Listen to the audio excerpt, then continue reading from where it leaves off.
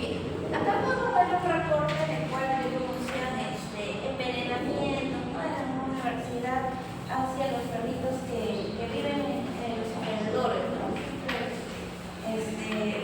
Digamos, este tipo de noticias que vemos aquí son bastante comunes dentro de lo que uno piensa cuando te hablan de intoxicación de tóxicos, ¿no? Que es envenenado para ratas, perros envenenados, gatos envenenados, ¿no?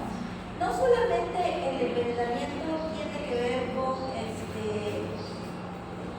venenos, ¿no? Acá también hay otro tipo de noticia que habla de algo similar, ¿no? De trabajadores de la municipalidad que envenenan perritos. Sino los tóxicos, el envenenamiento general o intoxicación general viene a ser cuando el paciente o el ser vivo sufre los efectos tóxicos, incluso de fármacos, ¿no? Hay algunos medicamentos que son utilizados para fines de soluciones de algunas situaciones patológicas, pero que dadas de mala manera hacia la especie que no es correcta, la dosis que no es correcta, o la presentación, la captación incorrecta, puede llegar a generar efectos tóxicos, ¿ya? Entonces eso es lo que vamos a ver ahora, ¿ya? El resultado de la sesión va a hacer que el estudiante tenga la capacidad de poder conocer, comprender la importancia de los efectos de los diversos... no cambié nada, perdón. Ya, lo que buscamos es verificar que ustedes puedan entender los diversos efectos tóxicos de diferentes tipos de químicos que no solamente se utilizan para situaciones de envenenamiento nocivo, sino también para eventos medicamentosos. Aquí vamos a ver diferentes tipos de situaciones que vamos a ver con referente a la intoxicación. Entonces, primero, vamos a hablar de las generalidades. Otra vez.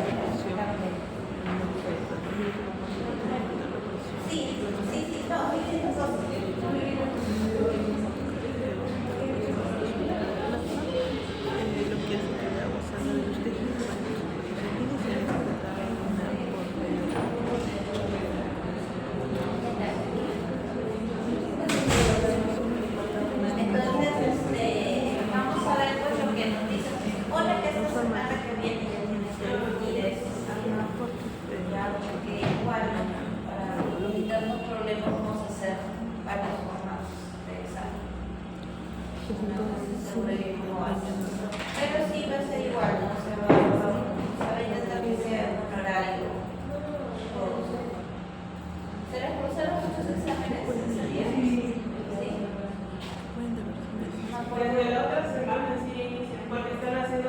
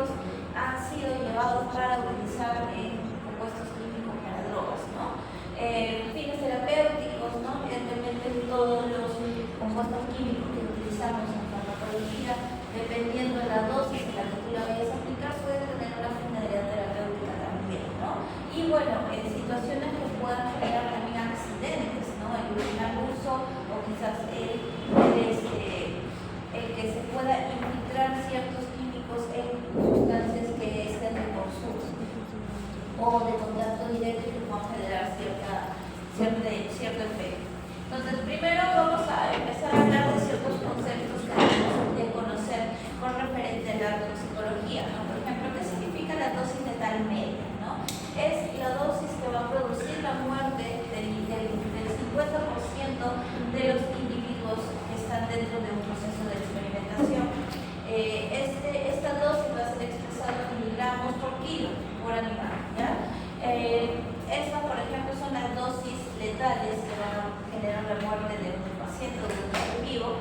ya teniendo en cuenta estas dosis, ¿no? Por ejemplo, tenemos el alcohol etílico que puede generar la muerte en 10.000 miligramos por kilo, el cloruro de sodio, ¿no? Y hemos visto incluso casos de cloruro de sodio, intoxicación que hubo en la que murió gente, ¿no? Entonces probablemente la concentración o la cantidad de miligramos por kilo que esta gente pudo haber recibido mediante la fluidoterapia debe haber sido igual o mayor a 4.000 miligramos por kilo. Después tenemos el sulfato de morfina, ¿no? 900 miligramos por kilo pueden generar una muerte, ¿no? Y así, ¿no? Diferentes tipos de químicos que, como vemos, pueden ser utilizados dentro de lo que es medicina, como medicamentos terapéuticos, así también como el caso del sulfato de esquina, que lo sirve como un antiparasitario, ya lo hemos visto, y que en este caso a una dosis mayor sí puede ser letal para uno mismo. ¿Ya? Entonces, recordando un poco, tenemos la concentración terapéutica, que recuerdan que es la dosis en la cual nosotros utilizamos un fármaco para que nos sirva como fines terapéuticos. Cuando ya llegamos a lo que es la dosis letal máxima, estamos hablando de una dosis que ya no se encuentra dentro de la concentración terapéutica, sino dentro de lo que sería una concentración tóxica. Ya cuando el fármaco ya no va a generar un efecto terapéutico, sino por lo contrario va a generar un efecto tóxico, ¿no? Y por debajo de la concentración terapéutica tenemos la concentración ineficaz, que es la concentración del fármaco que no va a generar ningún efecto terapéutico, ¿ya? Porque está en una subdosis que no genera ningún efecto.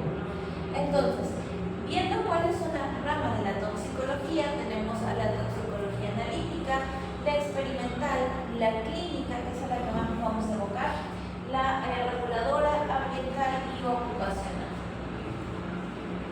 Ahora, la toxicología, ¿cuál es su origen, no? Su origen griego viene de la nomenclatura tóxico, que significa algo propio a la flecha, ¿no? Como yo les decía, la toxicología se origina desde la casa, ¿no? Estudios de efectos adversos.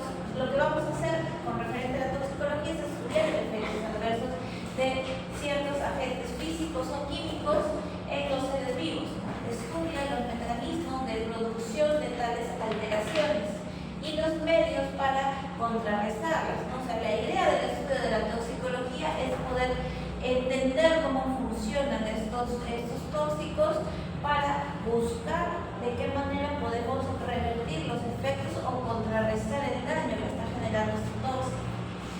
Y de esta manera poder aprender, ¿no? a detectar, a identificar mediante los signos clínicos también cuál es el agente que lo está generando, ¿no? De esta manera poder actuar en beneficio del ser vivo que está siendo intoxicado.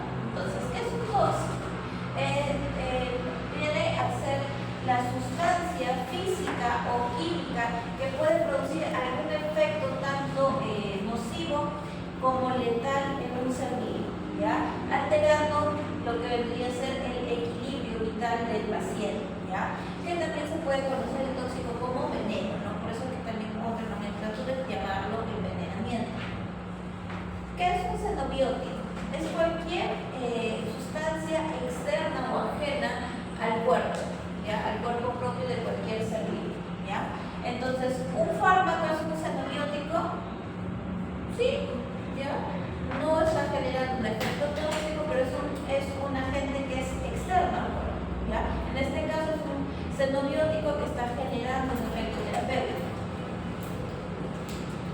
Una toxina. Las toxinas son sustancias que son producidas por un organismo vivo, ¿no? Las más conocidas, las micotoxinas, ¿no? Las fitotoxinas que pueden estar en las plantas, las endo o exotoxinas que pueden estar en un organismo vivo y las bufotoxinas, que por ejemplo son las toxinas que emanan, en este caso estas ranitas, como sistema de defensa, ¿no? O incluso dentro de lo que es su casa para alimentarse, ¿no? Para poder movilizar las moscas de insectos que ellos cazan y poderse comer. Entonces, otro concepto que tenemos que tener en claro es el antídoto.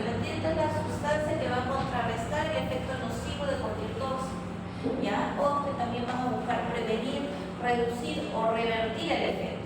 ¿Ya? Tenemos tanto los antídotos químicos, que es una sustancia química dirigida especialmente como un antídoto. Luego tenemos los farmacológicos, que son fármacos que van a generar una contraposición de lo que sería el efecto tóxico, y bueno, los funcionales, que vendrían a ser medicamentos que tienen otra finalidad, pero podrían servir como algún tipo de antídoto. Otros conceptos, tenemos el efecto tóxico, que es cualquier efecto que puede ser reversible o irreversible, que es nocivo hacia el organismo, ¿ya? Entonces, los efectos tóxicos también pueden ser no reversibles, se pueden llegar a ser tan drásticos que podrían incluso comprometer la vida del paciente y no tener un antídoto como tal. Bueno, la dosis letal 50, que es la causa del 50% de la muerte de los individuos; la dosis letal media, que ya hemos hablado, la dosis letal mínima, que es la más baja en la que se ha producido la muerte. Ya ese concepto también es importante tenerlo en cuenta.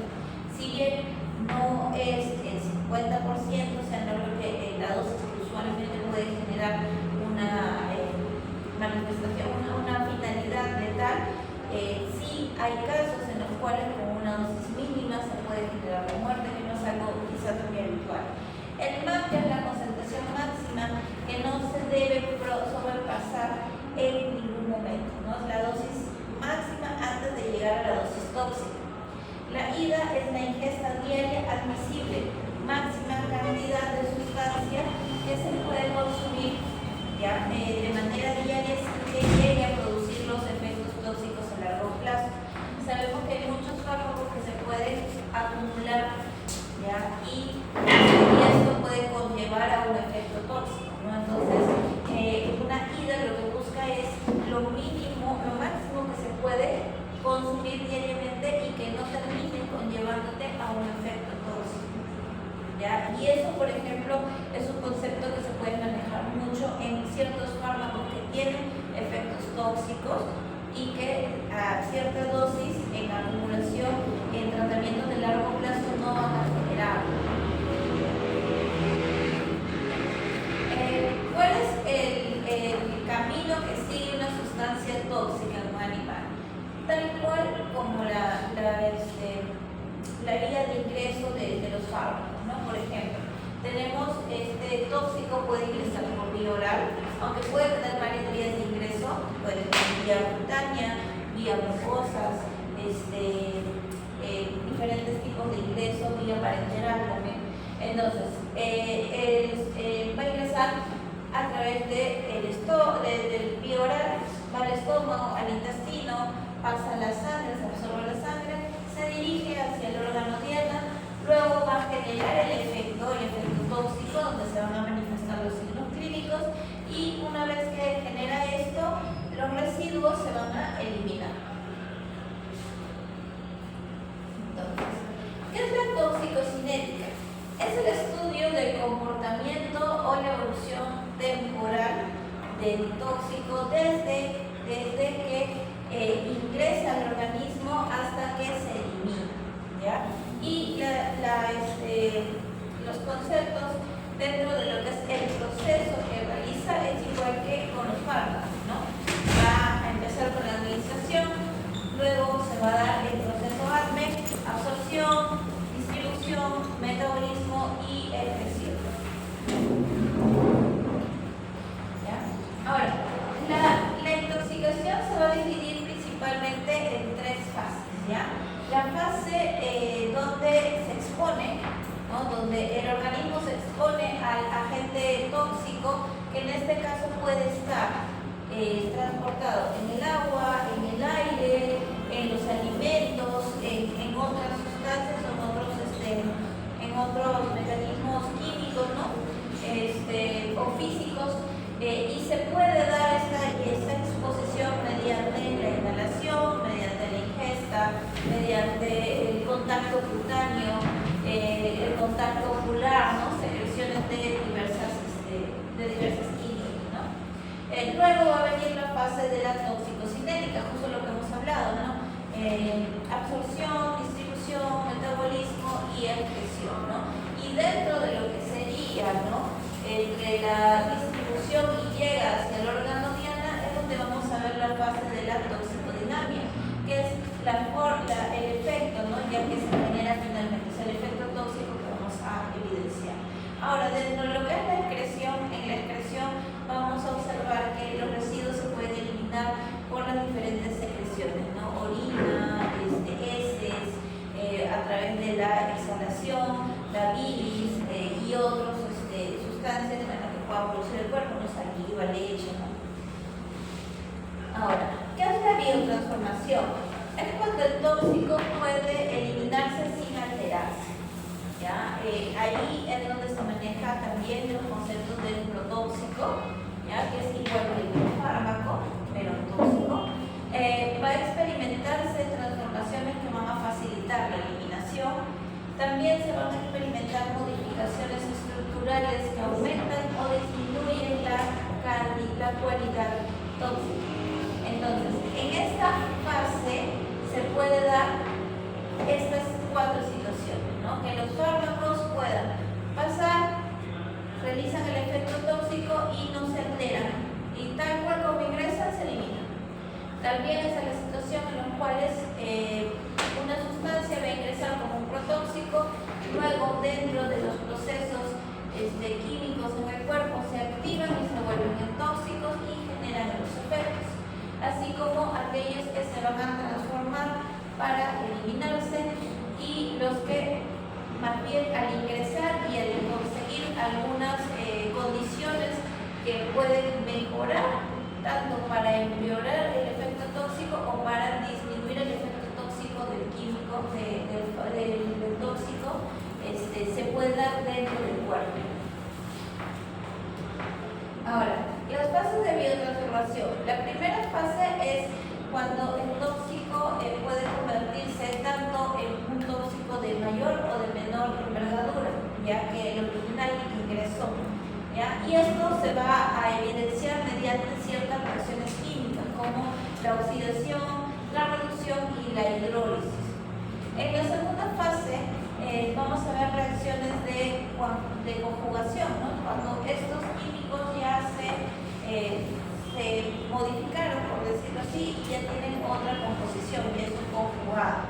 Y esto, se van a unir por lo general a lo que es el ácido glucurónico, a los sulfatos, al glutatión, al acetato, ¿ya? Y es ahí donde van a generar las alteraciones, ¿no?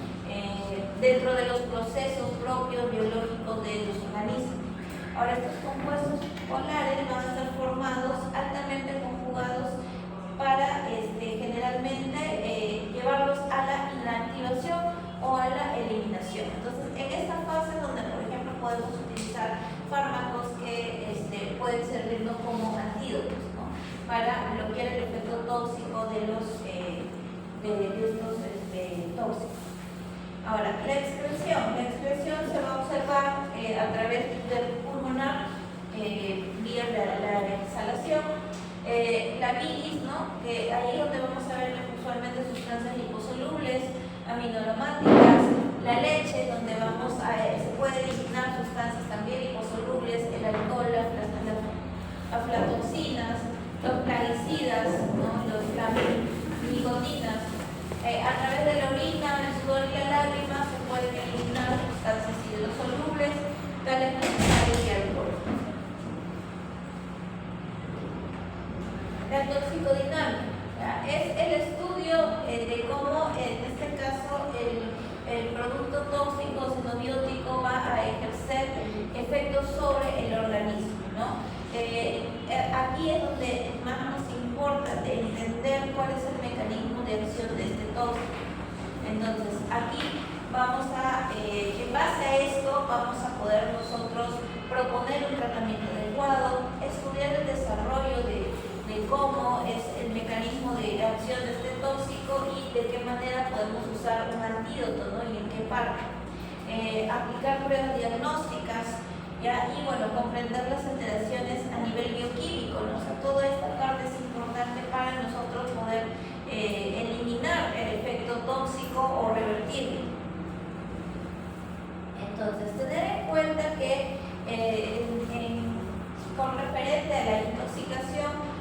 podemos ver que hay ciertas diferencias, ¿no? O sea, puede haber una situación tóxica según la especie, según la dosis y la vía de administración y también según el individuo, ¿no? Entonces son tres cosas que tienen mucha relación con referente a cómo saber el efecto tóxico, ¿ya? Ahora, según la afección que se le genera en el individuo, se puede considerar o clasificar lo que sería una intoxicación leve, moderada o severa, ¿ya?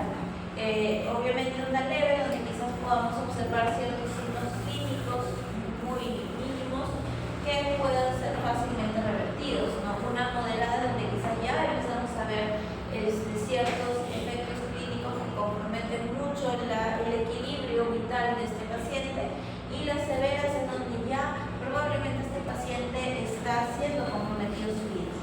Ahora, según el tiempo, podemos hablar de una intoxicación aguda y de una intoxicación crónica.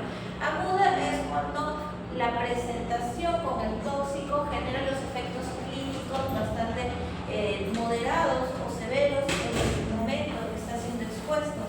En cambio, crónico es aquel que, por subdosis, por decirlo así, va empezando a ingerir el tóxico y va a ser un proceso en el tiempo donde va a empezar a mostrar recién los signos clínicos.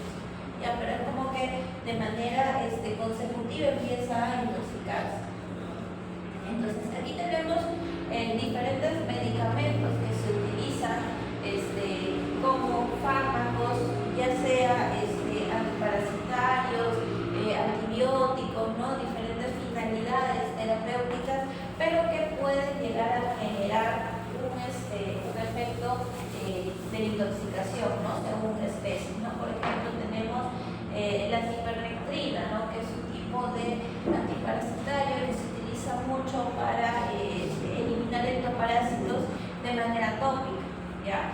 Y podemos observar que en una dosis de 50 microgramos por kilo ya es el límite máximo para poder generar una intoxicación en el caso de bovinos, y que se puede eliminar a través de la leche, ¿ya? Y después también tenemos la trimetropina, por ejemplo, que es un antibiótico que se puede eliminar a través de la leche de los bovinos, y la dosis máximo que se puede eliminar por la leche es de 50 microgramos por kilo, ¿no? Entonces, este cuadro básicamente lo que nos va a mostrar es qué tanto es lo que a través de las secreciones, principalmente aquí vemos de leche, pueden ser eliminados los tóxicos, ¿no? Para saber qué tanto podrían intoxicar en este aspecto al fin del consumo de leche, ¿no? Que en este caso es para el consumo humano, ¿no? Entonces sí hay un margen que puede eliminarse a través de la leche, y eso tenemos que tener en cuenta cuando el bovino, en este caso, está siendo expuesto a alguna sustancia química. Ahora, exposición y vías, ¿no? Ya habíamos hablado que hay diferentes vías de exposición, ¿no?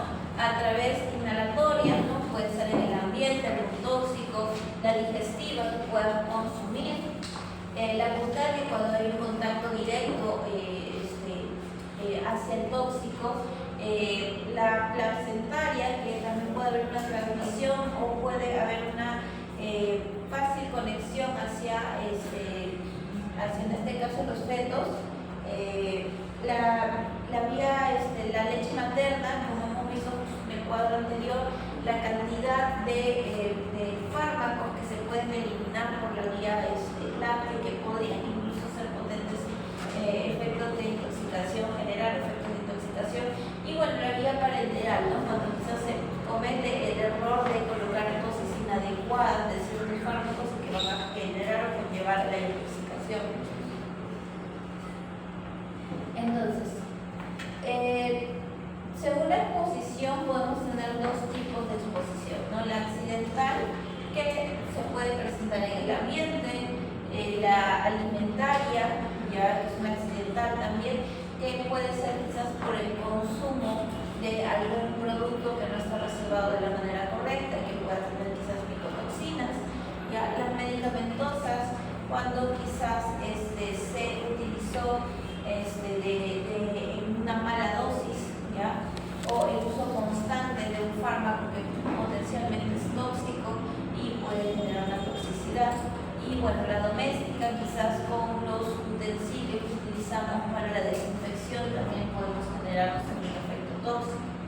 ¿Ya? La iatrogénica es cuando quizás se comete el error de aplicar un medicamento que no es el adecuado para ciertas especies, ¿no? Por ejemplo, el caso de la ivermectina, ¿no?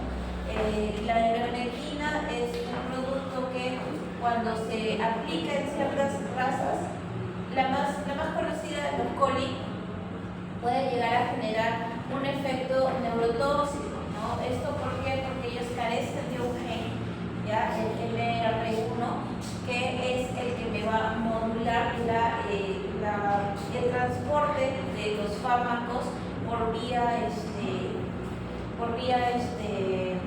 directa hacia el cerebro, ¿no? Entonces, lo cual hace que al carecer de este gen pase directamente a vía central, ¿no? Y por consiguiente va a generar efectos tóxicos, ¿no? O sea, no me lo va a regular el paso.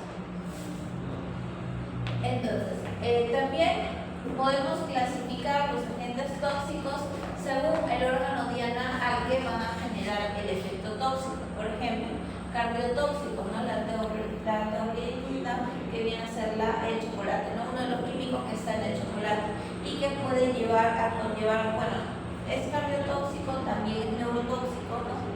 Después tenemos los neumotóxicos, que son aquellos fármacos que van a generar algún efecto a nivel pulmonar. En este caso tenemos la estrinina. La estrinina se utiliza como digamos, dentro de lo que es anestesia, lo podemos utilizar como un neurobloqueador, ¿no? Para reducir quizás la motilidad muscular, ¿no? Entonces, si se utiliza en una dosis inadecuada, puede llegar a generar una toxicidad a nivel pulmonar, ¿no? A llegar a generar una parálisis a nivel de la motilidad de los músculos del pulmón, y esto por consiguiente genera una toxicidad a ese nivel. Nefrotóxicos, ¿no? Por ejemplo, la gentamicina es un antibiótico que es potencialmente nefrotóxico. Entonces, en el uso en un tiempo prolongado o en una dosis no adecuada puede llegar a generar toxicidad a nivel renal, ¿no? El neurotóxico, la ivermectina, justo como hemos comentado anteriormente, puede llegar a generar efectos tóxicos. La hepatotoxina, los hepatotóxicos, por ejemplo, el paracetamol, ya es un fármaco que en su uso prolongado también puede generar efectos hepatotóxicos. Y gastrotóxico, el ibuprofeno, ¿no? Al ser un AINE COX-1, principalmente dentro de lo que son los mecanismos de metabolismo, dentro de principalmente los gatos, se va a observar los efectos gastrotóxicos más marcados. Ahora, también se puede clasificar según su acción. Ya tenemos los de acción local y los de acción sistémica, ¿no? Los de acción local son los que normalmente pueden tener algún efecto directamente ante el lugar donde se ingresa, ¿no? Ante la exposición. Por ejemplo, los que son cutáneos, los que son respiratorios, ¿no? Cuando quizás hay algún tipo de químico que pueda generar irritación a las vías aéreas. Entonces, como su exposición y su ingreso por vías aéreas, localmente hace este tipo de lesión, ¿no? Destruye la citoarquitectura celular del órgano al que está siendo expuesto directamente. En cambio, el sistémico va a ingresar al organismo y se va a desplazar por diferentes órganos y va a generar una intoxicación va a ir dañando diferentes órganos del sistema. Ahora, vamos a clasificar los agentes tóxicos según su uso y función. Tenemos los fármacos terapéuticos, ¿no? Los fármacos terapéuticos, aquellos medicamentos que vamos a utilizar para fines terapéuticos, pero que quizás aplicados en una mala dosis o en la especie que no lo metaboliza de manera adecuada, pueden llegar a generar toxicidad. En el caso de los analgésicos AINES tenemos el ibuprofeno, el carprofeno, el paracetamol. En el caso de principalmente esto en especies felinas, sino también en pero más en felinos. Los antibióticos como la tetracyclina, la rofloxacina, también en dosis inadecuadas pueden generar efectos tóxicos, ¿no? Por ejemplo, en el caso de la rofloxacina, ¿no? En los gatos se debe administrar dentro de lo que es 5 miligramos por kilo, no más, ¿no? En un perro se puede llegar, según el estudio, puede llegar incluso a aplicarlo hasta 7 miligramos por kilo sin generar ningún efecto tóxico. Pero ¿qué pasa si yo le aplico una mayor dosis al gato? El gato puede llegar a generar muy aparte algún problema a nivel renal, ¿ya? Toxicidad renal, se va a generar también lo que es un desprendimiento de la retina, ¿ya? Entonces, con dosis altas de rofloxacina y con dosis prolongadas en el tiempo también de rofloxacina puede llegar a generarle la ceguera a un gato, ¿ya? Así que hay que tener bastante cuidado con las dosis en gatos, ¿no? Algo que siempre recalco es que los gatos no son perros chiquitos, son otra especie, ¿ya? Entonces es muy importante revisar y leer mucho acerca de dosis, de tiempos de acción de los fármacos en gatos, ¿ya? Otro ejemplo que quizás no tiene nada que ver con esto, pero que no lo he mencionado antes, aprovecho ahora en hacerlo. En el caso del uso del omeprazol en gatos, por ejemplo, ¿no? En el perro se metaboliza o tiene su tiempo de acción y de duración durante 24 horas, ¿no? Por eso es que la dosis que aplicamos nos puede durar muy bien 24 horas. En cambio, en el gato no. El gato lo metaboliza más rápido, lo metaboliza en 12 horas. Entonces, el uso del omeprazol, por ejemplo, en gatos se debe dar cada 12 horas, pero la mitad de la dosis que se hace en perro. ¿Ya? Esto básicamente por el metabolismo. ¿Ya? Entonces, son cositas que al quizás no saber podemos llegar a generar intoxicación en otra especie, ¿ya? Entonces tengamos en cuenta ello. Luego, los antiparasitarios, ¿no? Por ejemplo, la ivermectina, como ya lo habíamos mencionado en el caso de ciertas razas de perros, que más adelante vamos a ver cuáles son. Los órganos fosforados, ¿no? Cuando aplicamos, ¿qué hacen los órganos fosforados? A ver si se acuerdan. No se acuerdan. Intoxican, claro, ¿qué genera?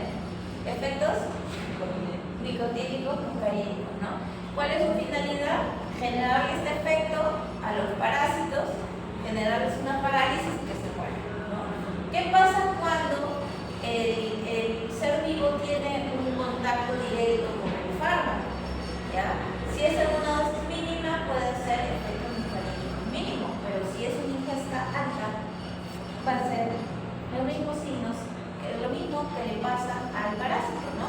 Entonces también hay que tener mucho cuidado con las vías de ingreso, las vías de administración de estos órganos fosforados, porque la mayoría de accidentes que suceden en animales por el uso de órganos fosforados es quizás por el ingreso que puede haber a nivel ocular, con mucosos o a nivel oral, ¿no?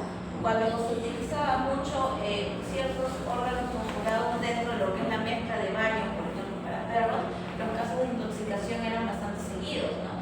Porque quizás en un descuido el perro se chupaba el champú y ingería el producto, ¿no?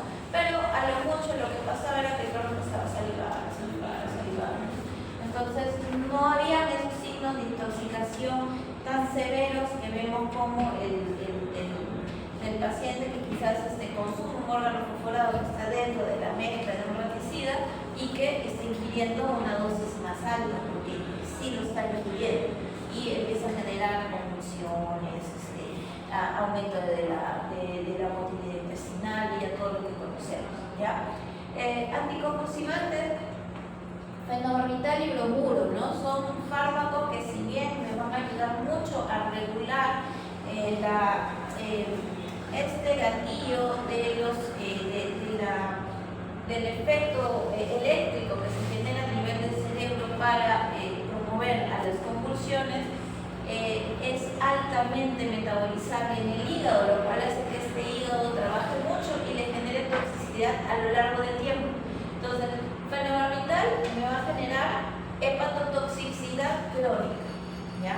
Porque a lo largo del tiempo donde yo voy a ver el efecto actualmente pacientes que utilizan estos fármacos para regular convulsiones, bajo mi experiencia yo no he visto pacientes que pasan de los 5 o 6 años, ¿ya? Utilizando fenómenos.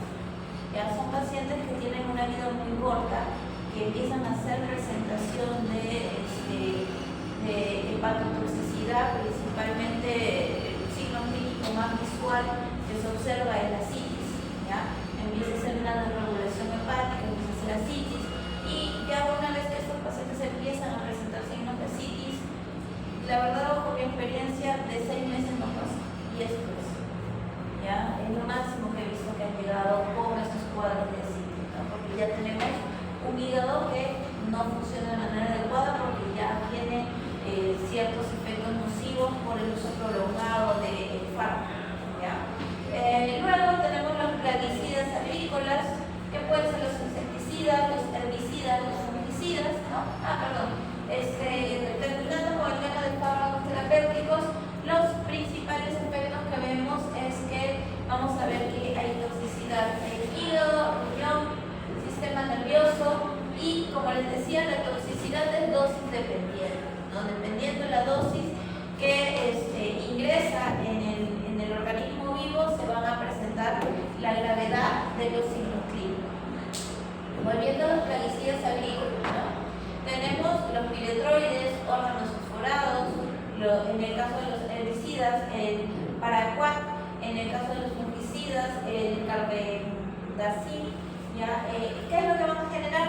Signos colinérgicos, ¿no? O sea, vamos a ver que hay un efecto aumentado de la acetilcolina y eso es lo que vamos a observar, ¿no? Porque lo que se busca básicamente en los insecticidas y en todos estos agentes vivos que generan, ¿no?, situaciones de plaga es que tengan una parálisis y muerte, ¿no? Entonces va a haber fallo cardíaco, hepatotoxicidad, nefrotoxicidad, ¿no? Lo mismo puede suceder con el animal o ser vivo que accidentalmente consuma uno de estos plaguicidas.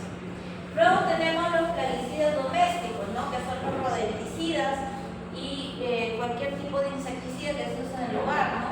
Quizás los que utilizamos para repeler o matar cucarachas, moscas, ¿no? Todos ellos, ¿ya?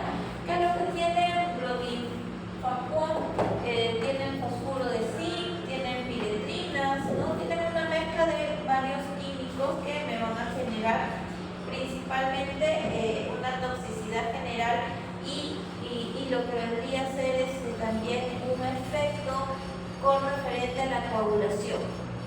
Entonces vamos a observar en estos pacientes que puede haber una hemorragia interna, mueren por sangrado, mueren por edema cerebral, por toxicidad neurológica, ¿no? Y lo importante es que este tipo de fármacos van a generar una alta toxicidad en gatos, ¿no? Si te das cuenta, los gatos aparecen en todo. O sea, los gatos son muy sensibles, ¿no? Por eso es que yo digo, los gatos no son nuestro planeta, ¿ya? Entonces pasa que son muy sensibles a los efectos de este tipo tóxico, ¿no? Por eso es que lamentablemente pacientes felinos que son intoxicados por los venenos típicos para rata, muchos de ellos no llegan a vivir, ¿no? O sea, su intoxicación es bastante letal, ¿ya?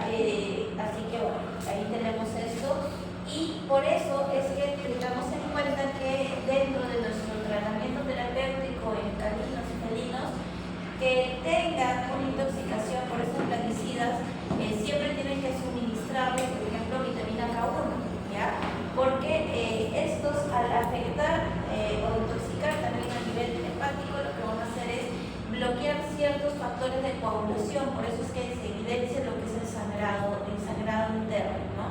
Y se envía lo que es el tratamiento con vitamina K1 durante un plazo de alrededor de 10 días, porque en realidad estos efectos tóxicos también se van a ver de manera crónica, ¿ya? Los agentes cumarínicos, que son los que generan este bloqueo dentro de lo que son los factores de coagulación a nivel hepático, van a demorar, incluso en caninos se reporta hasta 14 días para presentar muertes súbitas por sangrados internos, ¿ya? Entonces, por este motivo siempre el tratamiento tiene que ir acompañado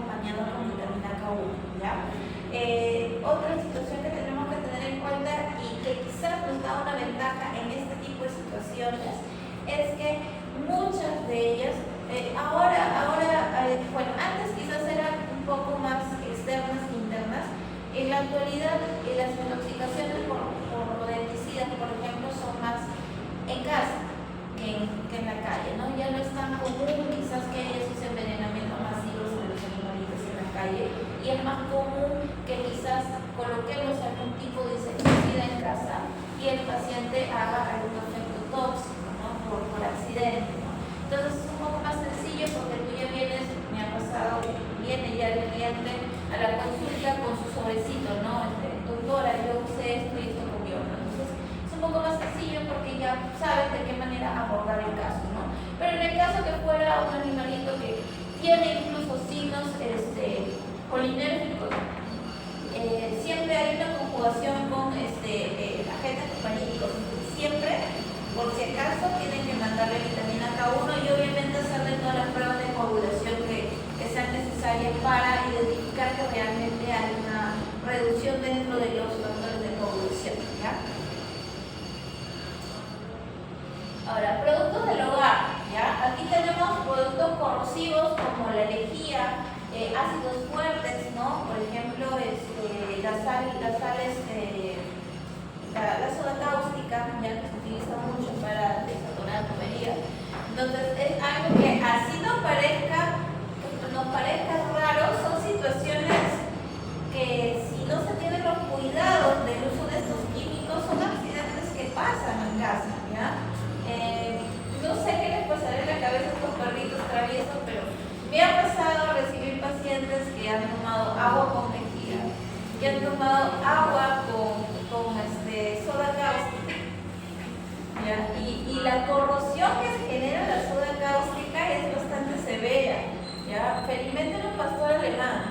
Entonces, ¿qué pasa con este cachorro? Un pastor alemán pero enorme. Entonces, el perrito de travieso se tomó el agua con soda cáustica y tuvo pues un efecto lacerante desde la parte distal de la lengua, todo el esófago, y no podía comer. Tenía unas llagas bastante feas, ¿no? O sea, tuvimos que tener una semana internado alimentándolo con sonda. No, felizmente el perrito dentro de todo estaba bastante estable para lo que había consumido, ¿no? Y bueno, obviamente a esto le agregamos diferentes tipos de mecanismos terapéuticos, ¿no? O sea, ahí necesitamos, ¿qué necesitamos?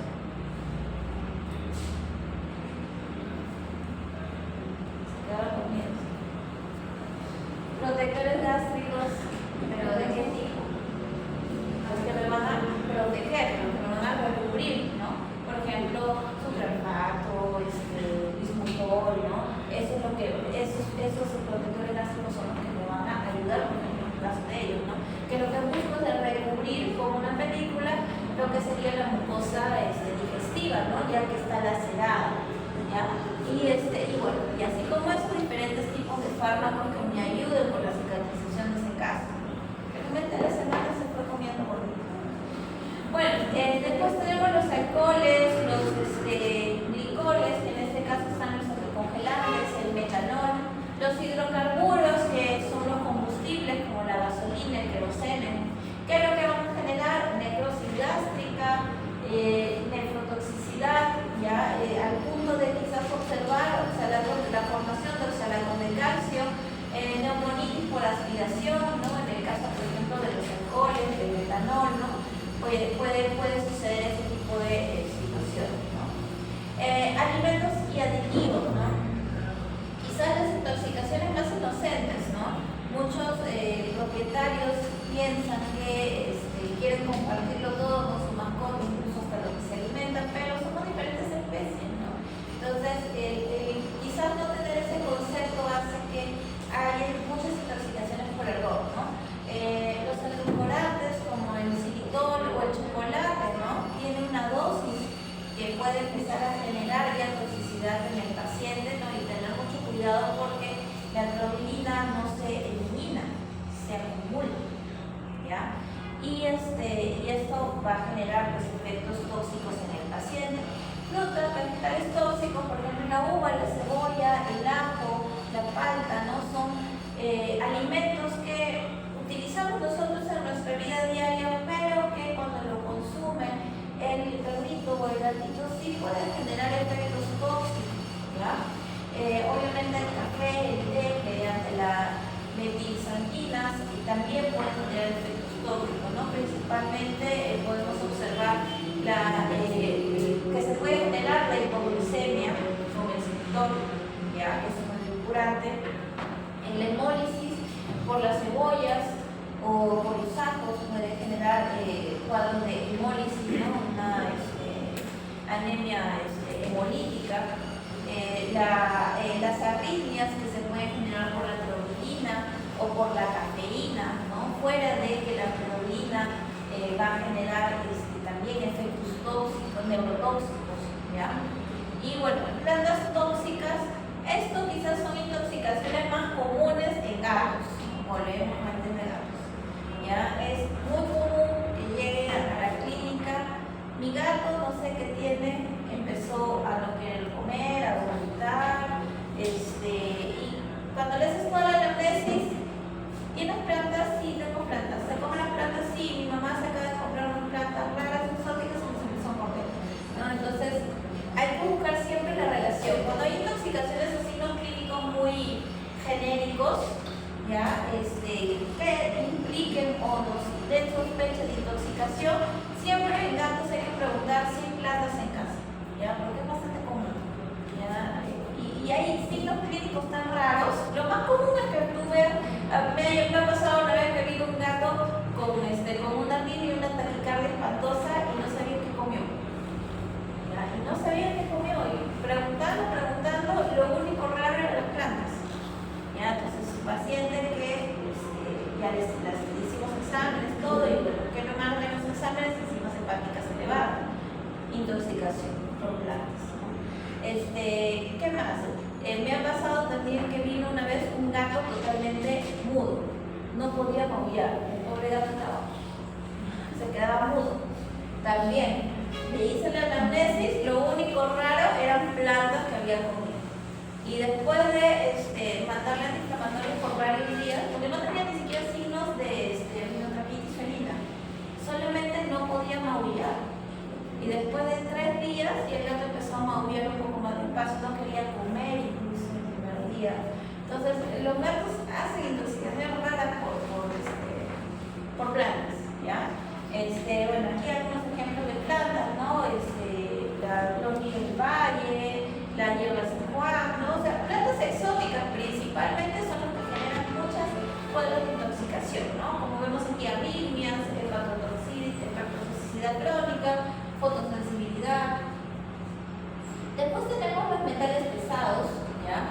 Como el plomo, el arsénico, el cobre, el zinc, el hierro y el selenio, el flúor, ¿no? Que puede generar principalmente neuropatías, hepatopatías. También se puede generar anemia, por ejemplo, por el plomo, alopecia, ¿ya? Cuando hay un contacto directo con estos metales pesados. Productos industriales, ¿ya? Solventes clorados, petróleo y derivados, ¿ya? Combustibles, aceites usados, ¿no? Que van a generar hepato o neurotoxicidad, dermatitis al contacto directo con estos agentes soldados, y neumonitis química, ¿no? Por los tóxicos que emanan, por ejemplo, al utilizar estos combustibles a base de petróleo y derivados, pueden llegar a generar una emanación de los tóxicos por vía aérea, ¿no? Gases vapores, por ejemplo, los asfixiantes, el metano, el nitrógeno, irritantes como el cloro, el amoníaco, y gases de combustión como el cianuro o el monóxido de carbono, que pueden generar edema pulmonar, hipoxia, muerte rápida en los cerrados, ¿no? Digamos gases que quizás se pueden observar mucho en incendios, ¿no? Muchas veces en los incendios los seres vivos en general, no solamente humanos mueren en un incendio, fallecen principalmente por la toxicidad aérea, ¿no? Por el humo tóxico que se empieza a generar ante el incendio y genera este tipo de gases que son son tóxicos para las vías aéreas y primero va a fallecer quizás por un edema pulmonar fulminante que por la misma quemadura del incendio. ¿Ya? Y esto pasa. ¿Ya? Aquí no lo incluí, pero todavía sí. Micotoxinas, las biotoxinas naturales, ¿no? Las que son producidas por los seres vivos en general, plantas, otros animales, ¿no? Las micotoxinas, como las aflatoxinas, las cianobacterias, como las anatoxinas, las toxinas bacterianas, como la botulina, las heterotoxinas, todas ellas lo que van a generar son fallas a nivel hepática, pueden generar flacidez muscular y fotosensibilización, ¿ya? Bueno, son toxinas que las propias sustancias de alimento pueden generar, ¿no? Después tenemos los venenos de animales, serpientes, arácnidos, insectos, ¿ya? Básicamente, o lo que principalmente vemos que generan son coagulopatías, neurotoxicidad, shock anafiláctico, ¿ya? En el mejor de los casos puede generar una reacción anafiláctica local, ¿no? Donde puede haber algún tipo de lesión solamente local, ¿no? Pero dependiendo el tipo de especie puede llegar a generar efectos mayores. Por ejemplo, las abejas, ¿no? Las abejas pueden llegar a generar shock anafiláctico, ¿no? Me ha pasado atender en varias oportunidades pacientes caninos que van al parque, les gusta meterse en los arbustos y luego de un rato los propietarios se dan cuenta que tiene la cara hecha de un boxeador. Llega a la consulta, se le revisa, le preguntas, bueno, en alguna oportunidad sí me dijo específicamente la señora, se ha comido una abeja, doctora, la abeja está muerta, y apareció así, un solo lado de su cara. En ese lado de su cara le busqué por dentro y encontré el aguijón. Señora, tiene razón, este es el problema. Y pasa que las reacciones anafilácticas son comunes, ¿no? O los perros que meten su cabeza en el arbusto y de ahí aparecen así todos con cara de boxeador, ¿no? Me ha pasado, que es parte del tóxico. Muy bien, entonces vamos a hablar de ciertos agentes tóxicos, ¿no? Por ejemplo, en este caso es un parasitario, el neucón, ¿ya? Tiene como mecanismo de acción, recordando un poco lo que hemos visto la semana pasada, que es lo que va a generar efectos nicotínicos dominantes, ¿no? Van a inhibir de manera irreversible a la acción de la acetilcolina. Entonces, si la acetilcolina no me degrada, la acetilcolina esterasa no me degrada la acetilcolina que está quedando en el espacio pre y post neuronal, ¿qué va a pasar? Va a potenciar los efectos de la acetilcolina, porque va a haber más acetilcolina libre y más receptores en los cuales se va a posicionar y generar los efectos muscarínicos. Luego tenemos también, por ejemplo, agentes contaminantes, ¿no? Y que se pueden generar incluso de ciertas industrias, ¿no? En las cuales pueden ingresar a nivel del mar, y eso sí está con bibliografía incluida, lo que son ciertos químicos, como el mercurio, como el metilmercurio, ¿no? Y que esto va a generar, obviamente, en cadena, ya lo que sería el aumento de los niveles de mercurio en ciertas especies, ¿no? Entonces, por ejemplo, vamos a observar que hay un aumento del contenido de mercurio en el mero, en la caballa, en el tiburón, en el pez espada, en el atún, ¿no? Luego, los que sí tienen más bajo contenido de mercurio, la merluza, el salmón, la sardina, las almejas, ¿no? Y bueno, otras especies que quizás no están tan cercanos al consumo, ¿no? Porque son especies un poco más pequeñas, ¿no? Entonces, tener en cuenta que estos grados de toxicidad nos deben indicar con qué frecuencia quizás sea mejor consumir ese tipo de pescados, ¿no? Bueno, luego tenemos a las aflatoxinas. Las aflatoxinas, lo que me van a generar ya es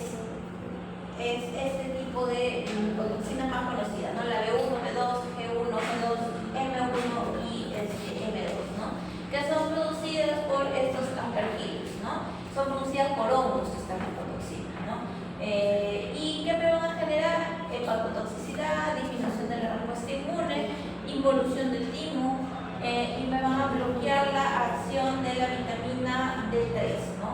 Ahora, podemos observar, por ejemplo, cómo en estos hígados de pollo vemos ciertas características de lesión que me puede generar una aflatoxina, ¿no? Vemos incluso que hay algunos que tienen una coloración como si estuvieran necrosados, los últimos vemos que tienen una coloración incluso más opaca, posibilidad de escarpiosis alrededor, ¿ya? Entonces, ¿qué me va a generar como signo clínico? Si yo tengo un hígado de esa forma, voy a tener un síndrome de mala absorción, puede haber una membrana ictericia, o sea, se va a ver que hay ictericia en el paciente, ¿no? Ya que va a tener el hígado aumentado de tamaño, amarillento, con vesículas aumentadas, se puede presentar aborto, anorexia, se pueden observar incluso pigmentos sanguíneos a nivel de orina, inmunosupresión, carcinogénesis, ¿no? Puede llegar a generar efectos de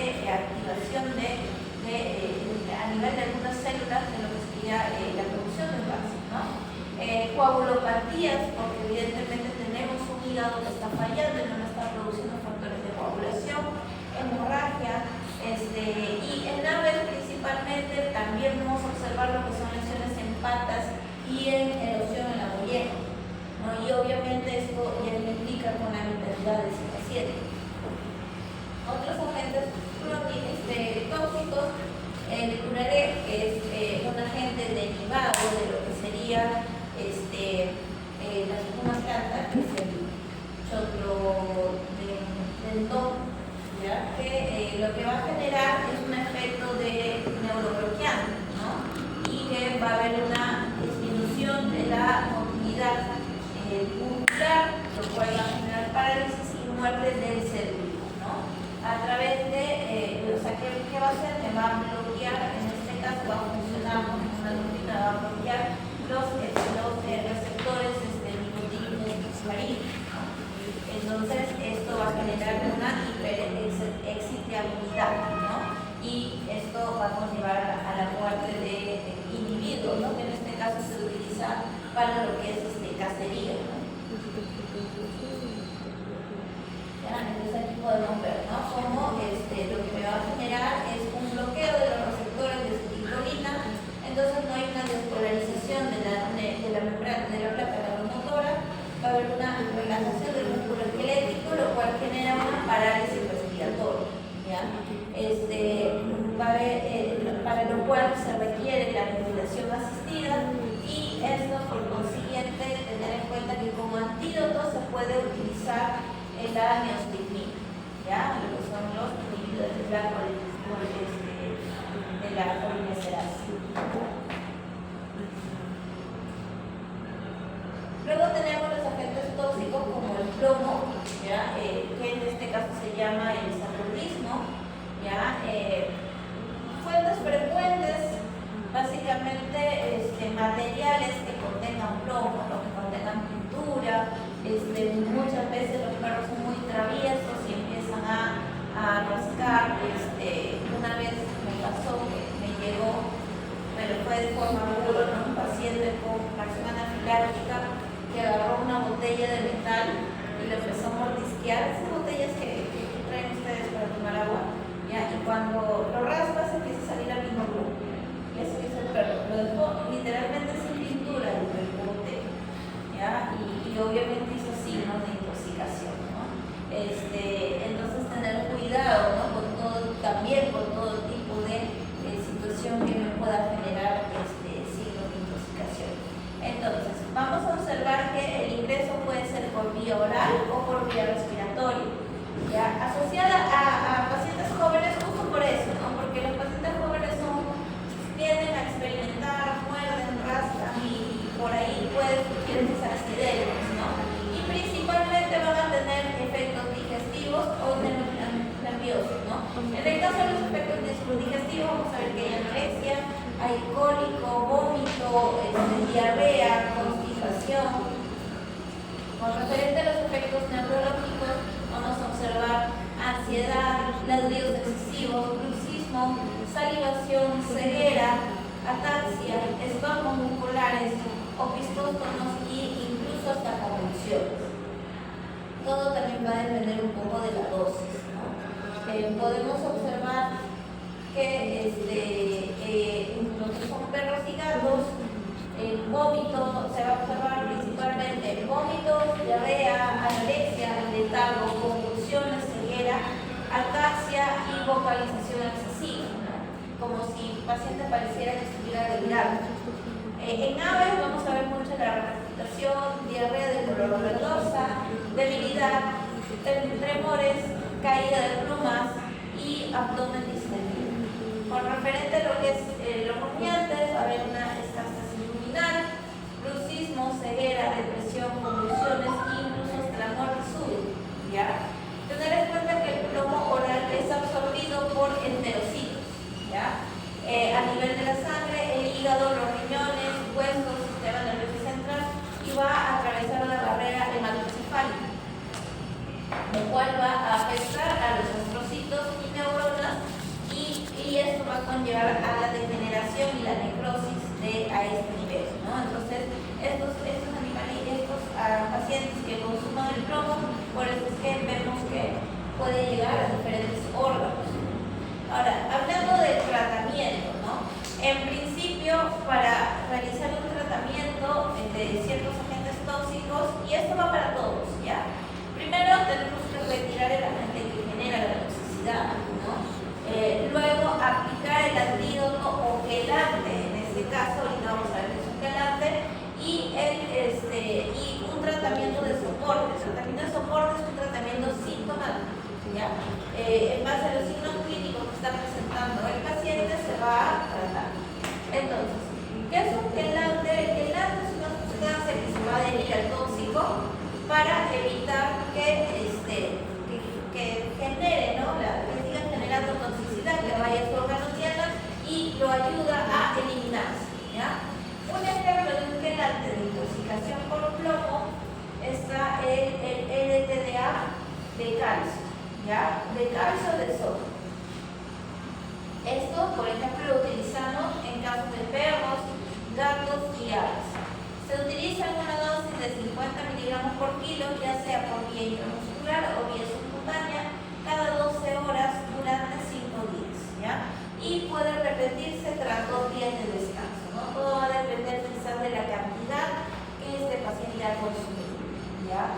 Luego tenemos el sucimero, el DMSA, que es utilizado en perros y principalmente en aves, ¿ya? En aves se utiliza un poco más, 10 miligramos por kilo por vía oral cada 8 horas por 10 días. Después está el dimecaprol, que se utiliza ya en casos graves, ya de 3 a 5 miligramos por kilo intramuscular cada 4 a 6 horas por 2 a 5 días. La penicilamina, que se utiliza en perros y gatos, de 10 a 15 miligramos por kilo por vía oral cada 12 horas por 2 a 3 semanas, ¿no? En aves es más seguro el uso del DMSA que el LDTA, ¿ya? ¿Esto por qué? Porque puede llegar a generar LDTA hipocalcémica, ¿ya? Porque, como les decía, el LDTA puede venir adherido a calcio o adherido a sodio. Entonces, si no viene adherido a calcio, puede llegar a generar una hipocalcemia en el paciente. Entonces, por ejemplo, aquí, ¿no? Se ingresa el LDTA y ¿qué es lo que hace, no? Hay una quelación iónica, que quiere decir, entra el LDTA, ya podemos ver que aquí entra el LDTA y el calcio del LDTA se va a salir y en vez del calcio va a ingresar el plomo, ¿ya? Entonces se va a unir, digamos, otra fórmula química, se va a hacer y va a generar un conjugado que va a generar un complejo estable, ¿ya? Entonces ingresa el LDTA, se va el calcio y en vez del calcio se une el plomo, ¿ya? Y luego esto va a generar que, como se está eliminando y va reduciendo la cantidad de plomo, jala el plomo hacia el medio y lo empieza a eliminar.